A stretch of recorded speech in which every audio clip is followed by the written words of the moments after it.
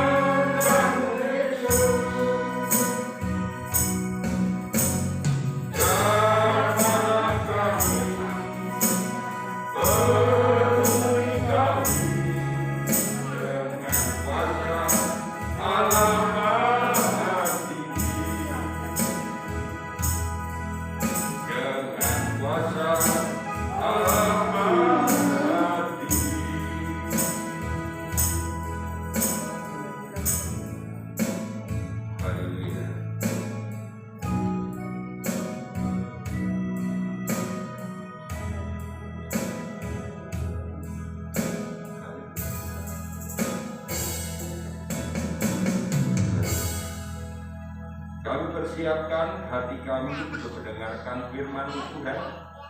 Biarlah dengan firman-Mu yang akan kami dengar ini, kehidupan kami semakin hari semakin indah di hadapan Tuhan.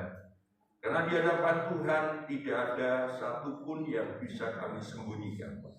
Dan ketika kami bisa menyadari bahwa koreksi Tuhan adalah koreksi untuk membawa kehidupan kami, supaya kehidupan kami berbahagia, maka kami harus bersyukur, bersukacita, karena firman-Mu senantiasa menelaah segala kekurangan-kekurangan kami juga. Terima kasih, sampai kami suatu saat akan mengalami kemenangan, dan kemenangan mutlak itu terjadi ketika kami bisa berada bersama-sama Engkau di dalam Yerusalem yang baru. Terima kasih, segala puji syukur kami naikkan kepada Tuhan. Kuasai kami semua yang hadir ini dengan kasih karunia. Dalam nama Tuhan Yesus Kristus kami alaskan doa ini. Mari yang siap mendengarkan firman Allah berkata, amin. Puji nama Tuhan, Bapak Ibu sekalian, shalom. Selamat malam, selamat beribadah dalam rumah Tuhan ini. Dan mari kita bersama-sama mendengarkan firman Allah. Kita pusatkan hati kita, perhatian kita kepada firman Tuhan, saudara. Ya. Firman Tuhan kemarin hari Minggu mengatakan bahwa Tuhan itu maha tahu, saudara. Ya. Tuhan itu maha tahu karena matanya Tuhan itu menembus sampai ke dalam hati kita semua, saudara. Ya. Itu perlu kita ketahui. Sehingga kemanapun kita berada, maka kita itu tidak lepas daripada pandangan Tuhan, saudara. Ya. Mari kita akan melihat penampilan Tuhan di dalam kitab Wahyu, saudara yang kasih. Jadi ketika Rasul Yohanes ini dibuang ke sebuah pulau yang kecil, yang tidak berpenghuni, ya, namanya Pulau Patmos. Di situ tidak ada, yaitu temannya, saudara. Tetapi justru di situ itulah Tuhan memberikan pewahyuan yang sangat dahsyat, yang dikatakan adalah kejadian-kejadian yang akan datang, saudara sekalian. Ya, bagaimana kehidupan kita semuanya pada akhirnya nanti. Jikalau kita belajar dalam kitab Wahyu itu nanti, ya kesana itulah, kesana itulah kita ini bisa, yaitu menikmati hadirat Allah, saudara sekalian. Kita akan baca di dalam kitab Wahyu pasal yang pertama. Kitab Wahyu pasal yang pertama. Ya, kitab Wahyu pasal yang pertama. Ya, kalau memang biar dimensi saja yang membuat bacakan. Ya, mari memuji.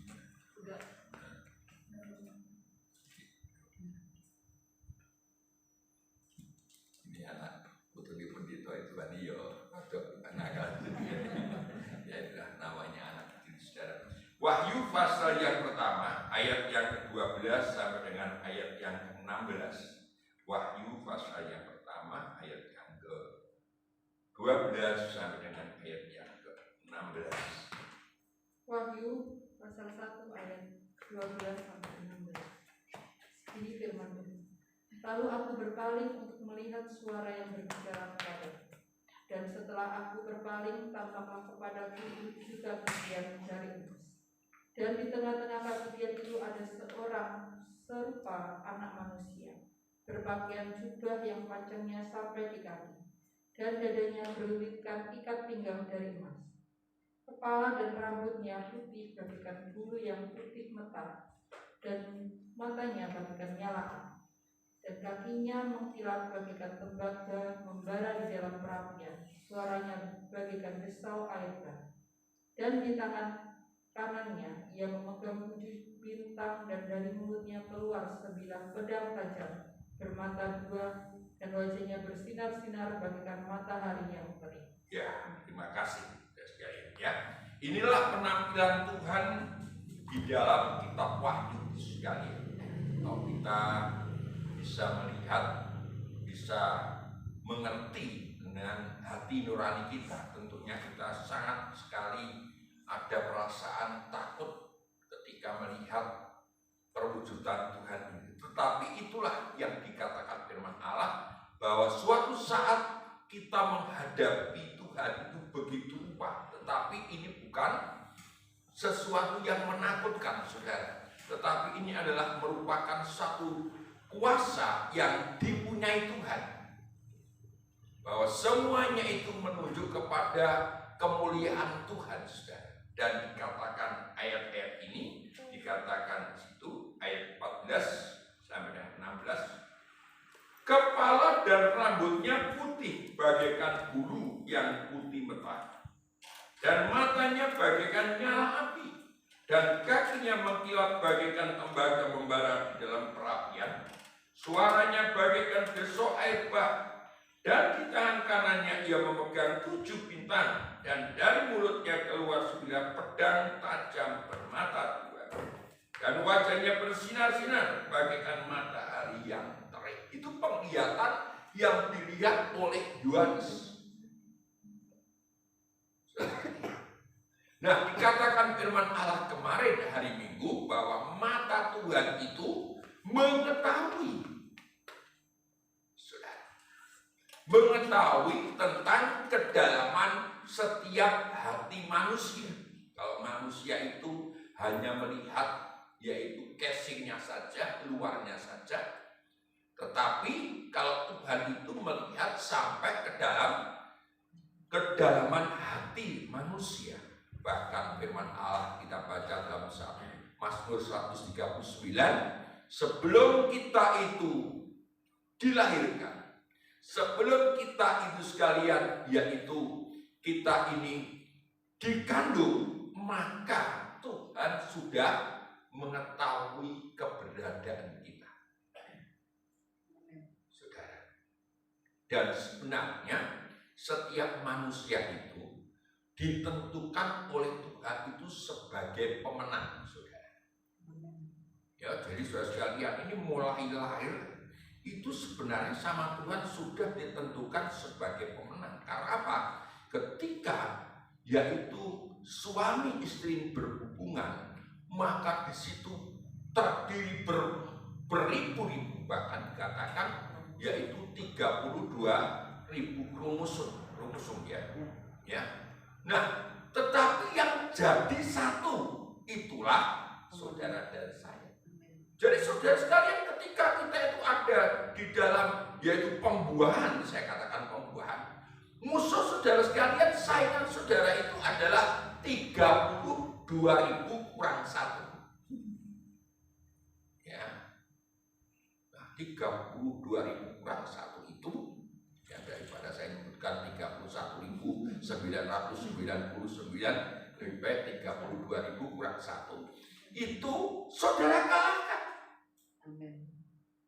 Jadi setiap manusia, setiap kehidupan itu sebenarnya sudah Tuhan tentukan untuk menjadi pemenang.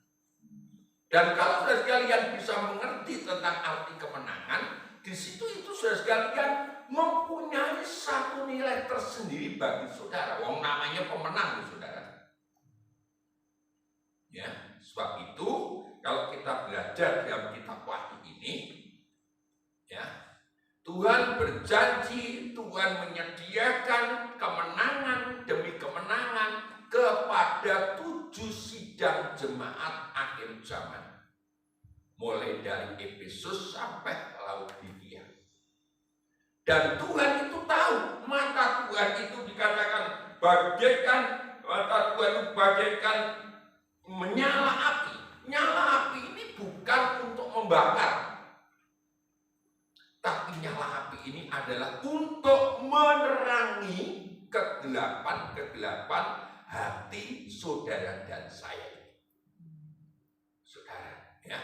Karena memang Tuhan itu sendiri adalah Tuhan itu berbicara soal api itu soal penghukuman, tetapi bagi kehidupan yang bisa menerima api itu adalah api itu untuk menerangi hati saudara sekalian. Menerangi hati saya. Tetapi jika saudara sekalian tidak mau, yaitu bersahabat dengan api itu, maka api itu akan membakar kehidupan yang tidak setia kepada Tuhan. Kan begitu sekalian, ya. Jadi ketika Pak Jokowi itu pidato malam 17 Agustus, ya, maka dia katakan kita itu sedang menggumuli satu permasalahan COVID. Dan itu dalam Indonesia ini dikatakan Indonesia tangguh, Indonesia tumbuh ini seperti kita itu mempunyai satu semangat di dalam api. Ya, kalau api itu bisa berkobar dalam kehidupan kita, maka kita bisa mempunyai semangat untuk tumbuh. Saudara, jadi mata Tuhan itu begitu sekali. Dikatakan mata Tuhan bagaikan nyala api, dan dikatakan di situ tangan kanannya memegang yaitu 7 bintang, dan mulutnya keluar sebilah pedang tajam bermata 2. Saudara, jadi Tuhan itu memeriksa hati saudara sekalian.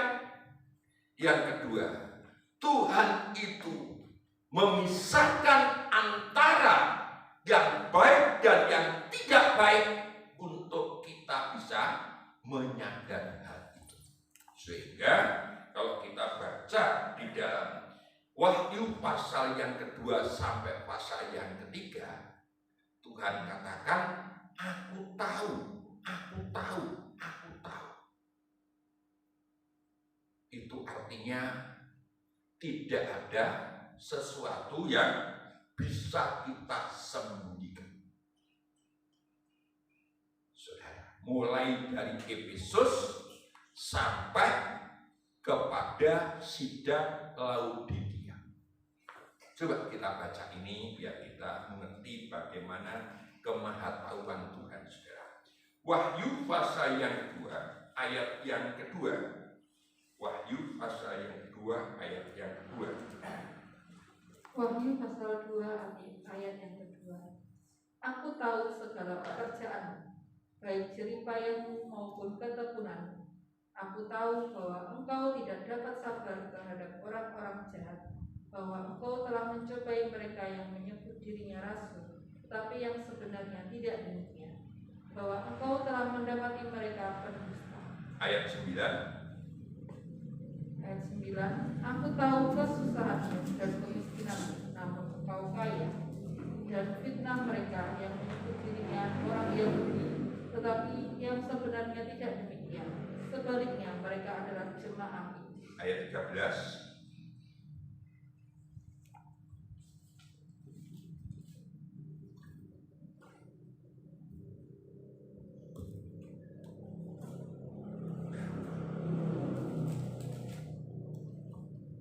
Ayat yang ke-13, aku tahu di mana engkau diam, yaitu di sana, di tempat tahta iblis, dan engkau berpegang kepada namaku, dan engkau tidak menyangkal imanmu kepadaku, juga tidak pada zaman Antipas, saksi yang setia kepadaku, yang dibunuh di hadapan kamu di mana iblis diam.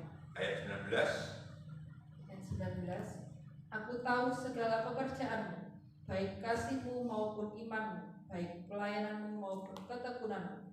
Aku tahu bahwa pekerjaanmu yang terakhir lebih banyak daripada yang pertama. Ayat yang pertama dari pasal 3.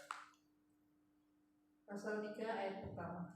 Kepada jemaat di Sardis, dan tuliskanlah kepada malaikat jemaat di Sardis, inilah firman Dia yang memiliki ketujuh roh Allah dan ketujuh binatang itu.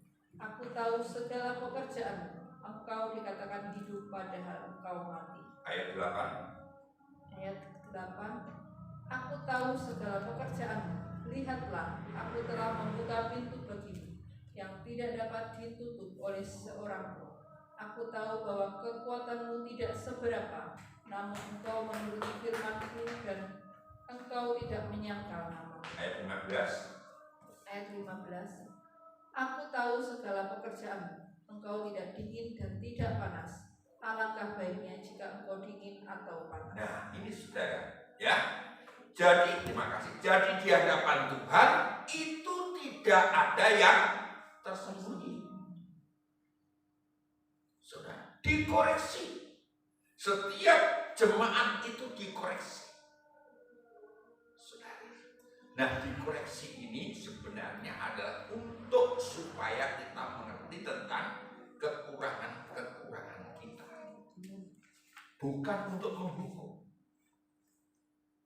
Kadang-kadang kan kita itu sekalian dinasihati orang tua, kita itu sepertinya kita itu tidak terima, padahal kalau orang tua itu menasihati sebenarnya untuk supaya anak itu mengalami satu perubahan.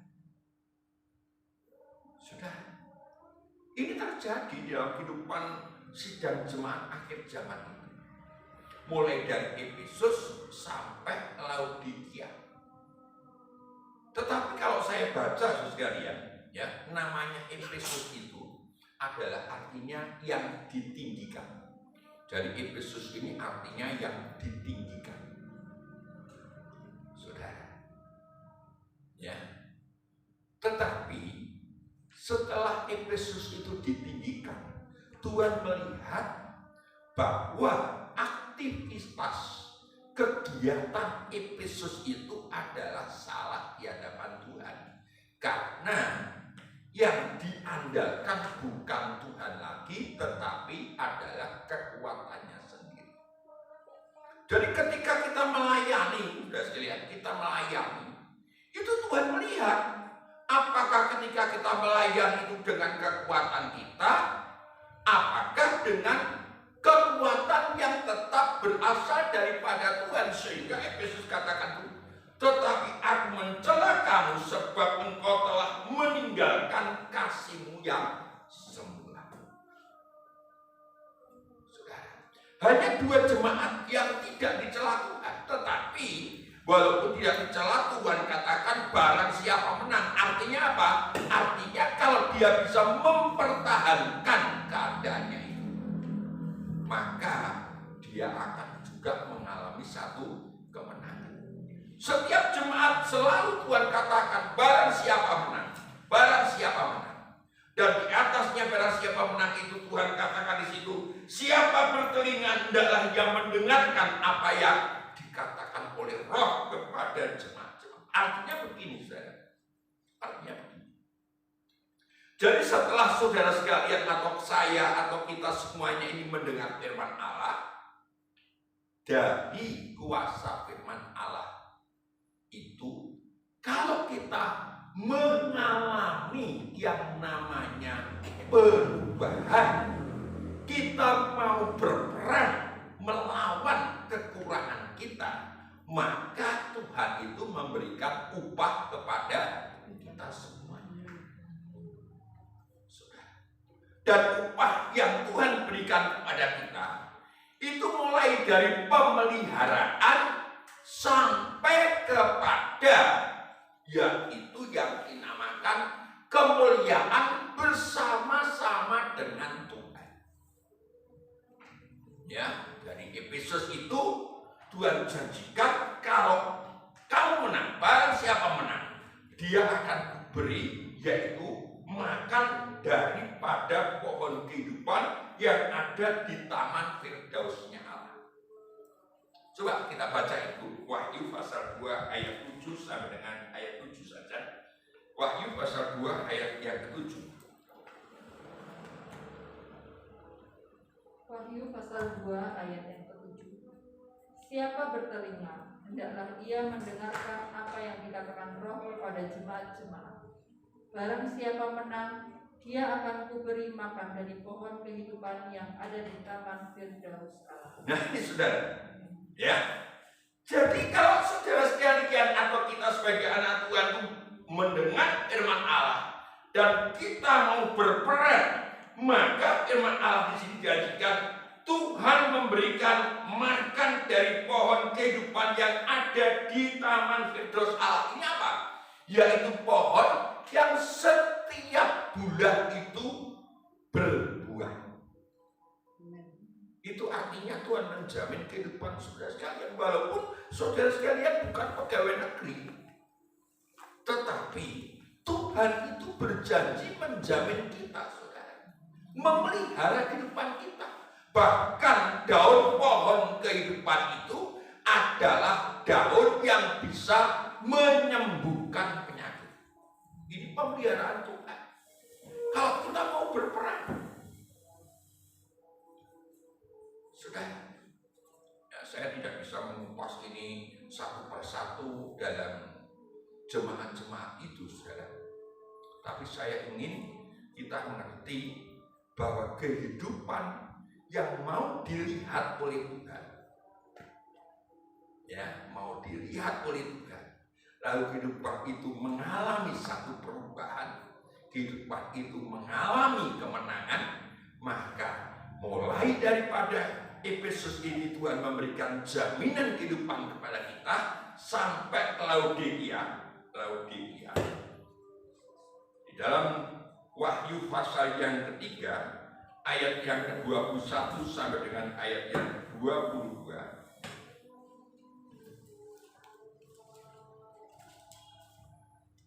Wahyu pasal 3 ayat 21 sampai 22. Barang siapa menang, ia akan kududukkan bersama-sama dengan aku di atas tahtaku, sebagaimana aku pun telah menang dan duduk bersama-sama dengan Bapakku di atas tahtanya. Siapa bertelinga, hendaklah ia mendengarkan apa yang dikatakan Roh kepada jemaat-jemaat. Nah ini ya, dari pemeliharaan Tuhan, sampai kita nanti duduk bersama-sama dengan Tuhan. Itu artinya kita menjadi mempelai wanitanya Tuhan. Kita nanti akan sanding dengan Tuhan. Kalau kehidupan kita apa? Nah sekarang kita itu berperang dengan apa? Yang tahu saudara sekalian. Setelah saudara sekalian diberitahu oleh firman Tuhan, seharusnya kita berperang dengan kekurangan-kekurangan kita. Saudara, ketika Tuhan mencela, ketika Tuhan itu menunjukkan kesalahan, itu sebenarnya adalah Tuhan itu menunjukkan kekurangan-kekurangan kita.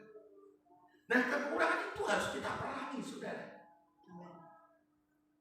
Kalau saudara sekalian membiarkan kekurangan itu tetap akan menjadi kekurangan, kita tidak akan bisa sempurna. Ya, angka 100, kalau saudara sekalian itu mendapat 99, maka itu belum sempurna. Padahal Tuhan berjanji kita nanti akan dihadapkan Tuhan itu dengan tidak bercacat dan tidak bercela. Tidak ada celah sedikit. Nah, mari kita berperan sekarang. Melalui apa? Melalui firman Tuhan. Saudara. Jadi firman Tuhan itu, saudara, firman Tuhan itu adalah kesempatan untuk kita kita ini dikoreksi kekurangan kita. Karena firman Allah katakan dari mulutnya Tuhan itu tadi keluar sebilah pedang yang bermata dua, tajam bermata dua. Tajamnya sampai apa? Sampai bisa memisahkan antara pikiran dan jiwa kita. Sampai bisa memisahkan antara menusuk sampai ke dalam lubuk hati kita. Jadi ketika saudara sekalian atau saya ini atau kita semuanya ini mendengar firman Tuhan, itu sebenarnya kesempatan kita itu bisa mengerti mana yang baik dan mana yang tidak. Kalau kita tetap berpegang yang tidak baik, maka suatu saat kita akan bertanggung jawab. Kita akan dimintai pertanggungan jawab oleh Tuhan. Tetapi ketika kita tahu bahwa itu tidak baik, lalu kita berusaha dengan kuasa korbannya Kristus, kita berusaha untuk memperbaiki, maka kita akan ditingkatkan kelas kita, ditingkatkan level kita untuk menjadi yaitu kehidupan yang semakin baik. Ibrani pasal yang keempat. Ibrani pasal yang keempat. Ibrani pasal yang keempat.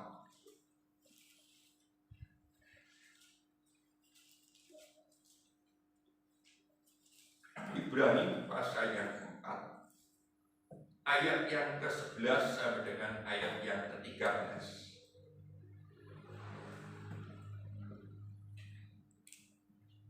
Ibrani pasal 4 ayat ke-11 sampai 13. Karena itu, baiklah kita berusaha untuk masuk ke dalam perhentian itu, supaya jangan seorang pun jatuh karena mengikuti contoh ketidaktaatan itu juga.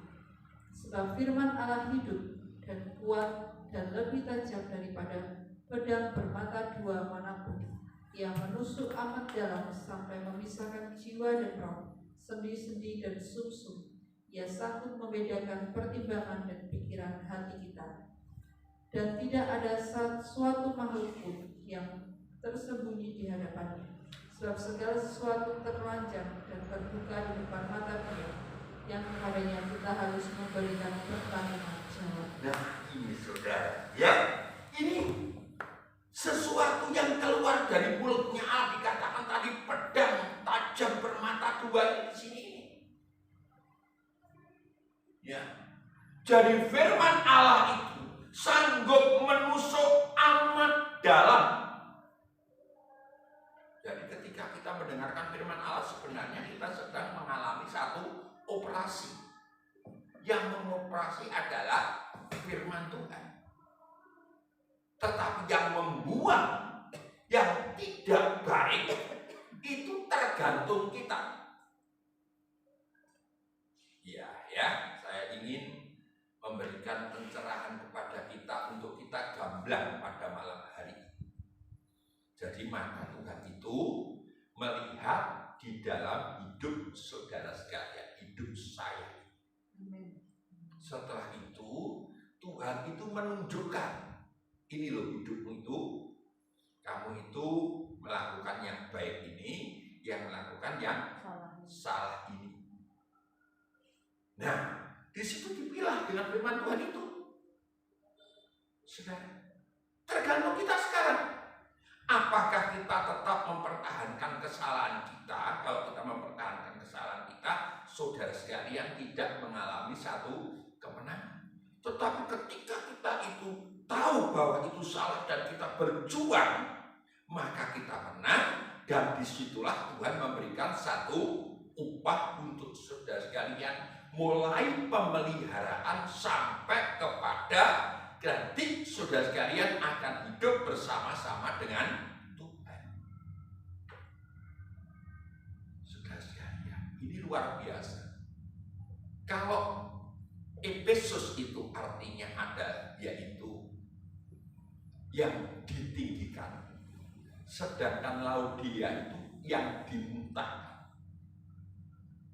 Karena Laodikia itu dikatakan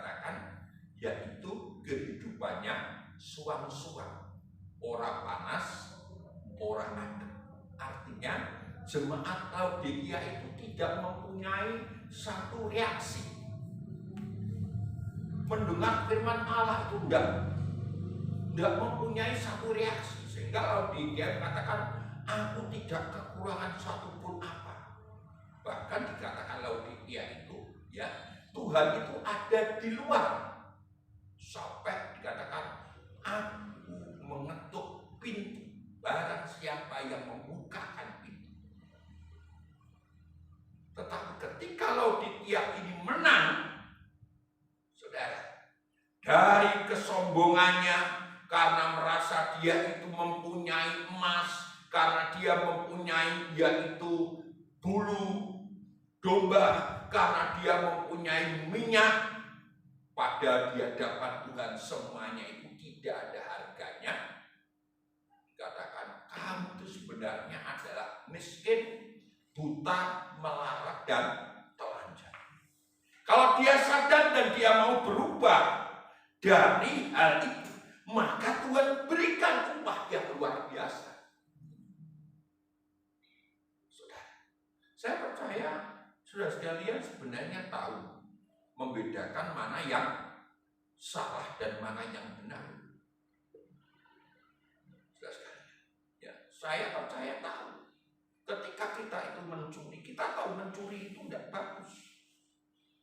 Maka kita harus berusaha untuk tidak mencuri. Itu namanya kita menang. Kita tahu bahwa perkataan yang tidak baik itu salah. Aku nek ngono ngerti firman Tuhan katakan perkataan kotor itu tidak bagus. Nah, kita harus berperang, saudara. Kita harus berperang melawan dari diri kita sendiri. Maka dikatakan musuh yang paling besar adalah diri kita sendiri. Watak-watak kita sendiri yang harus mulai perubahan ini. Saudara, ketika kita mendapatkan satu tekanan, firman Allah kemarin katakan hari Minggu, ya. Ketika kita dicaci maki, kita tahu kalau aku membalas kamu caci maki, aku salah. Maka ketika kita dicaci maki, kita katakan, enggak, aku harus menang untuk tidak membalas dengan caci maki. Itu namanya kita berperang, saudara. Iya. Disitulah rahasia Allah itu bisa kita nikmati. Caranya bagaimana?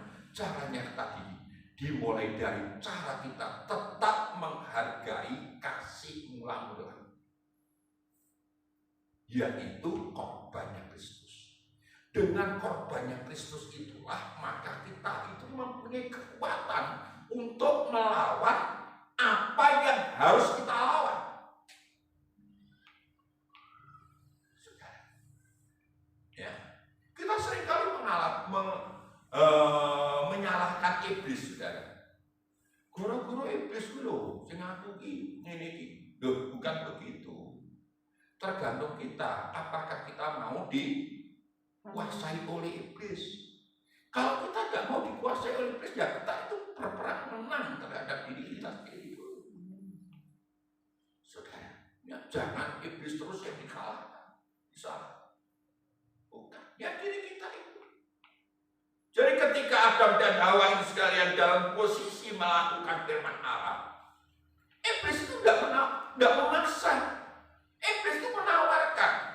Loh, firman Allah kan berkata begini, teman. Lalu Hawa itu tertarik. Kalau dia kata enggak, saya pernah mendengar dari suami saya bahwa saya tidak boleh makan buah pengetahuan dan baik dan jahat itu. Saya tidak mau makan. Saya tidak akan tertarik. Maka dia mengalami kemenangan. Dan ketika Adam dan Hawa jatuh di dalam dosa, maka pohon kehidupan itu dijaga oleh malaikat.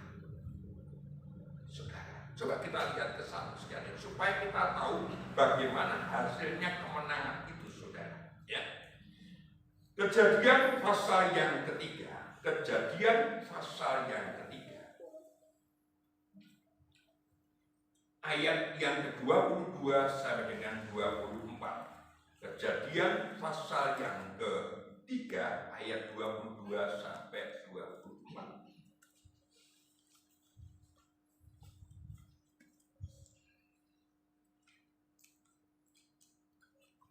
Kejadian 3 ayat 22 sampai 24. Berfirmanlah Tuhan Allah, sesungguhnya manusia itu telah menjadi seperti salah satu dari kita, tahu tentang yang baik dan yang jahat. Maka sekarang jangan sampai ia mengulurkan tangannya dan mengambil pula dari buah pohon kehidupan itu dan memakannya, sehingga ia hidup untuk selama-lamanya. Lalu Tuhan Allah mengusir dia dari Taman Eden, supaya ia mengusahakan tanah dari mana ia diambil. Ia menghalau manusia itu, dan di sebelah timur Taman Eden ditempatkannya lah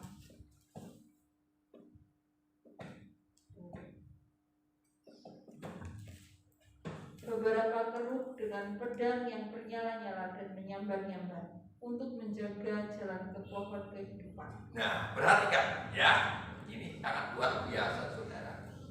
Ya, jadi ketika Adam dan Hawa itu belum jatuh di dalam dosa, maka kehidupannya itu dipelihara Tuhan.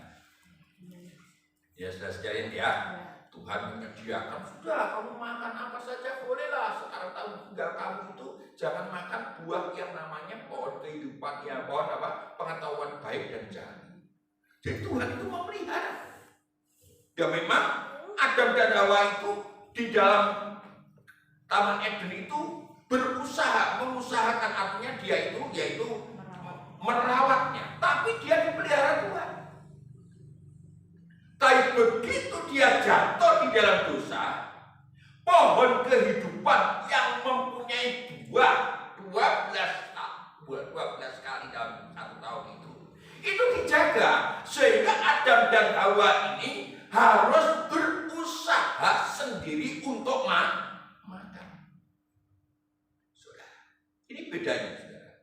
Orang yang jatuh di dalam dosa, maka usahanya itu bukan dari pemeliharaan, itu usaha karena usaha sendiri. Ya memang bisa makan. Saudara, kalau sudah sekali yang berkata, oh kayak kok dipelihara sama, kayak kok diberkati Tuhan. Dia memang diberkati Tuhan karena dia berusaha. Tetapi lain dengan kehidupan yang selalu mentaati firman Allah, itu dipelihara Tuhan. Kita tidak akan bisa tahu, loh, kok bisa begini ya? Saudara, saya itu kok bisa mendapat berkat kayak gini? Itu karena apa? Karena Tuhan yang memelihara saudara. Karena kita melakukan apa yang dikatakan firman Allah. Saudara, itu bedanya. Saudara, maka tadi dalam sidang Efesus Tuhan katakan, aku akan memberi makan dari pohon kehidupan yang dijaga itu. Kalau saudara sekalian melakukan firman Allah, maka itu diberikan. Karena apa? Pedang dari kerub itu telah mengenai pribadinya Yesus, sehingga ketika kita itu berani untuk ambil sikap menghargai korbannya Kristus, maka kita itu mendapatkan pemeliharaan daripada Tuhan. Bahwa mari kita belajar berperang melawan kekurangan kita. Tentunya bukan dengan kekuatan kita, ya. Tentunya dengan kekuatan kita selalu memandang korbannya Yesus. Nah, di saat saudara sekalian ini sedang berperang, itu memang saudara sekalian ini sedang mengalami ujian. Saudara sekalian sedang mengalami hukuman dari firman Tuhan itu. Maksudnya hukum itu gini loh saudara. Oh katanya tadi firman Allah dan menghukum. Menghukum itu demikian ya. Saudara sekalian yang biasa berkata kotor, lalu mendengar firman Allah, saudara sekalian tidak berkata kotor. Sing biasa mangan pedes, terus dilarang makan pedes, kira-kira saudara sekalian bahagia atau gimana saudara? Kan sedih saudara. Biasa makan pedes kok kayak itu makan pedes.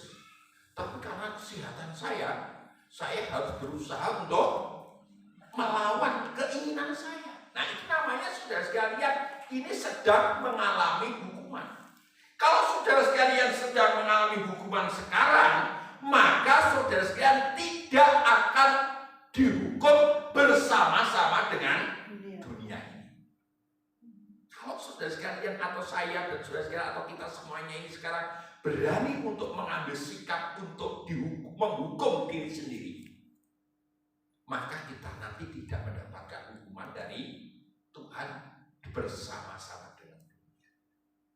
Tapi kalau saudara sekalian, wah urip pisan ae kok digawe angel-angel, wis tak gawe sak penake, nanti kita akan bersama-sama dunia akan mengalami hukuman.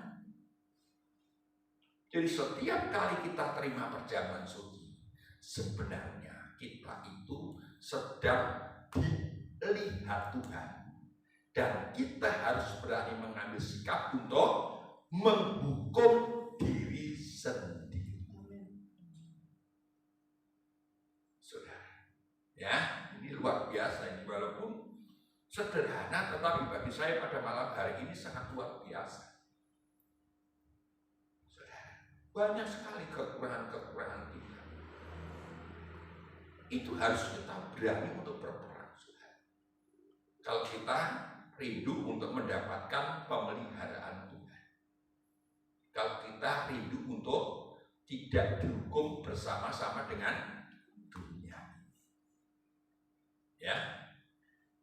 1 Korintus pasal yang ke-11, 1 Korintus pasal yang ke-11, 1 Korintus pasal yang ke-11, ayat yang ke-31 sampai dengan 34. 1 Korintus pasal yang ke-11 ayat 31 sampai dengan 34.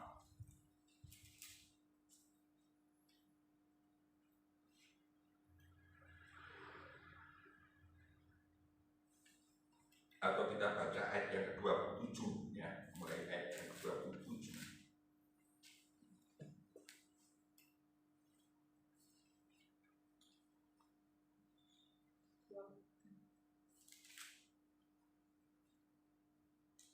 Satu Korintus pasal 11 ayat 27. Jadi barang siapa dengan cara yang tidak layak makan roti atau minum cawan Tuhan, ia berdosa terhadap tubuh dan darah Tuhan. Terus, karena itu hendaklah tiap-tiap orang memuji dirinya sendiri, dan baru sesudah itu ia makan roti dan minum dari cawan itu. Terus, karena barang siapa makan dan minum tanpa mengakui tubuh Tuhan, ia mendatangkan hukuman atas dirinya. Sebab itu banyak di antara kamu yang lemah dan sakit, dan tidak sedikit yang meninggal. Kalau kita memuji diri kita sendiri, hukuman tidak menimpa kita. Tetapi kalau kita menerima hukuman dari Tuhan, kita dididik supaya kita tidak akan dihukum bersama-sama dengan dunia. ya, terima kasih. Perhatikan saudara. Ini ya. Jadi ketika kita menikmati perjamuan suci, itu kesempatan kita untuk menguji diri kita lewat firman Tuhan. Apa sih yang kurang benar dalam kehidupan saya? Sehingga kita itu menghukum diri kita dengan jalan minta ampun. Kita minta ampun. Dan setelah minta ampun, kita harus berani berperang. Jangan setelah kita minta ampun di gereja, nanti keluar kita melakukan lagi. Salah, saudara. Ya, itu namanya bukan tobat, tapi tomat. Ya, tomat. Ya, tobat terus umat. Saudara sekalian. Ya, tidak. Jadi ini kesempatan, saudara. Bagaimana supaya kehidupan kita itu dipelihara oleh Tuhan. Kalau kita bisa mengerti ini sekalian, Saya percaya kehidupan kita selalu akan bisa memuliakan Tuhan. Oh, dipelihara, saudara. Kalau sebenarnya kalau kita itu dipelihara, kabeh dicukupi, tahu apa, saudara sekalian? Kita hanya bisa mengucap syukur kepada Tuhan. Manusia itu rekoso karena dia berbuat dosa. Kan Adam dan Hawa itu begitu, saudara. Ya, sebelum Adam dan Hawa ini jatuh di dalam dosa, maka dia ada saya katakan dipelihara oleh Tuhan. Tapi begitu dia jatuh di dalam dosa, dikatakan kamu harus berpeluh, artinya kerja keras untuk mendapatkan makanan untuk pemeliharaan. Sebelumnya dia tidak usah kerja keras. Oh, sama Tuhan diberikan kuasa, saudara. Kuasa untuk kepada binatang-binatang, kuasa untuk menikmati apa yang ada di taman Eden itu. Pernah saya katakan, jadi Adam dan Hawa itu enak banget. Saya mau kesel, tek, tolong pijet aku. Oh, dipijet, namanya kuasa, saudara. Wah, kok kakos ya, katanya. Jaga, pijet aku, mati, kebesaran. Kalau saudara sekalian punya kuasa itu begitu, saudara. Oh, Tuhan kan begitu, saudara. Ya, Tuhan itu karena dia Tuhan itu manusia yang tidak berdosa, maka Tuhan katakan, hei kan, mlebu, nah jalani Petrus. Langsung, saudara. Karena Petrus melakukan apa yang dikatakan oleh Tuhan. Sepanjang hari Petrus itu menjalankan, sepanjang malam dia tidak dapat apa-apa. Tapi Tuhan katakan, Petrus, lemparkan jalan ke sebelah kanan. Wah, Petrus, sepanjang malam aku, tapi ya saya harus melakukan itu. Jadi kalau kita itu melakukan sesuatu dengan dasar firman Allah, memang kita berperang dengan pikiran kita, saudara. Iya. Ya. Gitu dia lemparkan jalannya, saudara.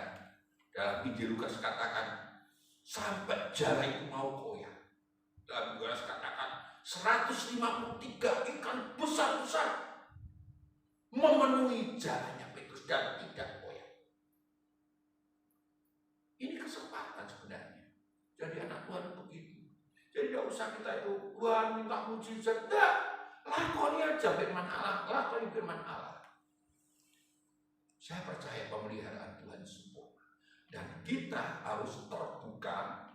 Barang siapa yang mendengar suara roh itu, artinya kita harus benar-benar peka kepada suara firman Allah. Kalau kita baca Ibrani pasal yang keempat tadi katakan, jangan mencontoh ketidaktaatan mereka. Bangsa Israel dijanjikan Tuhan untuk masuk Kanaan, tetapi karena tidak taat kepada firman Allah, maka yang masuk tanah Kanaan itu hanya 2. Saudara, termasuk Musa pun dikatakan tidak taat. Saudara, taat itu bagaimana? Taat itu adalah melakukan firman Allah yang kita tahu salah, kita akan perbaiki menjadi benar. Itu namanya taat. Saudara, ya, lebih baik kita menghukum diri sendiri kok. Sehingga dalam Injil Lukas pasal 18 dikatakan ada 2 orang yang beribadah, yang satunya pemungut cukai, yang satunya orang berdosa. Pemungut cukai dan orang itu mengatakan, sekalian coba kita lihat di sana ya. Injil Lukas pasal yang ke-18. Orang Farisi dan orang pemungut cukai, sekalian.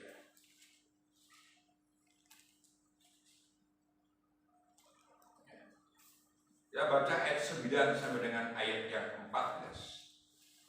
Lukas pasal 18 ayat 9 14. Lukas pasal 18 ayat 9 sampai 14. Ini namanya kita menghukum diri itu di sini sekali. Terus perumpamaan tentang orang Farisi dengan pemungut cukai. Dan kepada beberapa orang yang menganggap dirinya benar dan memandang rendah semua orang lain, Yesus mengatakan perumpamaan.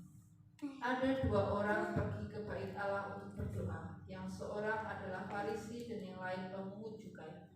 Orang Farisi itu berdiri dan berdoa dalam hatinya begini, Ya Allah, aku mengucap syukur kepadamu karena aku tidak sama seperti semua orang lain, bukan perampok, bukan orang lalim, bukan pezina, bukan juga seperti pemungut cukai. Aku berpuasa 2 kali seminggu, aku memberikan 1/10 dari segala penghasilanku. Tetapi pemungut cukai itu berdiri jauh-jauh, bahkan ia tidak berani menengadah ke langit, melainkan ia memukul diri dan berkata, Ya Allah, kasihanilah aku orang berdosa ini. Aku berkata kepadamu, orang ini pulang ke rumahnya sebagai orang yang dibenarkan Allah, dan orang lain itu tidak. Sebab barang siapa meninggikan diri, ia akan direndahkan, dan barang siapa merendahkan diri, ia akan ditinggikan. Nah, ini saudara, ya, ini artinya jangan sampai kita itu menyia-nyiakan korbannya Kristus. Jangan sampai ketika kita mendengar firman Allah kita merasa tidak dikoreksi. Kalau saudara sekalian mendengar firman Tuhan, lalu sampai saudara sekalian nangis, iya, memang firman Tuhan kuwi kanggo awakmu kuwi, dudu kanggo aku. Nah, ora kena firman Tuhan mah. Itu namanya sudah orang yang sombong. Karena firman Tuhan itu tidak ada namanya tidak mengenai, tidak ada. Karena setiap firman Tuhan itu pasti menunjukkan mana yang salah dan mana yang benar. Nah, ketika orang pemungut cukai itu masuk di dalam rumah Allah, maka dikatakan memukul diri. Artinya apa? Menghukum dirinya sendiri. Dalam 1 Korintus pasal 11 tadi mengatakan itu. Barang siapa yang menghukum dirinya sendiri, maka dia tidak akan dihukum bersama-sama dengan dunia. Saya percaya kita yang hadir pada saat ini bisa menerima firman Allah, dan mari kita bersama-sama menerima koreksi Tuhan itu. Dan kalau kita tahu apa yang maksudnya firman Allah itu, mari kita berperang melawan yaitu keinginan, kekurangan diri sendiri. Maka Tuhan pasti memberikan kelimpahan berkat kita. Kita dipelihara Tuhan sampai kita nanti masuk di dalam kekekalan kemuliaan bersama Tuhan. Ya, Tuhan Yesus memberkati kita semua sekalian. Haleluya. Mari kita sama-sama berdiri dan kita terima bersama.